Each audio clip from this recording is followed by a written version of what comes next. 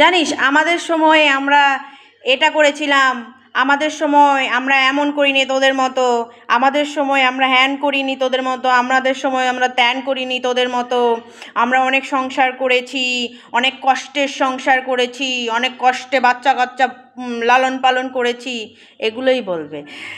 সব সময় শাশুড়ি মায়ের বক্তব্যগুলো এগুলোই হয়। কেন? তুমি সন্তান জন্ম দিয়েছ, তোমার কষ্ট হয়েছে, আর আমি সন্তান জন্ম দিয়েছি, আমার কষ্ট হয়নি? আমি কি অনলাইনে সন্তান ডেলিভারি করেছি যে আমার কোনো কষ্টই হয়নি?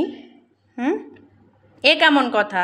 আপনি ভাবতে পারেন এখনও মানে কলির যুগে এসেও এসব কথা এখনও শুনতে হয় যে আমি কষ্ট করেছি, তোরাও কেন এত সুখে থাকবি, তোরা কেন কষ্ট ছাড়া ভালো থাকবি, তোরাও কষ্ট কর, তোরাও কষ্ট কর, তোরা তোদের কষ্ট দেখলে মানে উনার আর কি ভালো লাগে আর কি, বুঝলেন? মানে অন্যের পরের মেয়ের সুখটা তাদের ভালো লাগে না, কিন্তু আবার নিজের মেয়ের বেলায় গল্পটা অন্যরকম।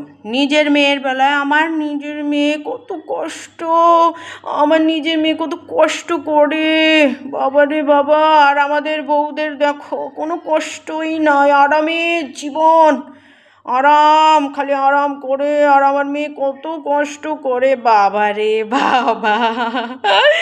এদের একটু বোঝা, মানে এগুলো, এই সব মানুষের মেন্টালিটি কখনো কোনো দিনও চেঞ্জ হবে না। এরা মৃত্যুর আগ পর্যন্ত এই মানে হিংসুটে মন মানসিকতা নিয়েই ওরা থাকবে।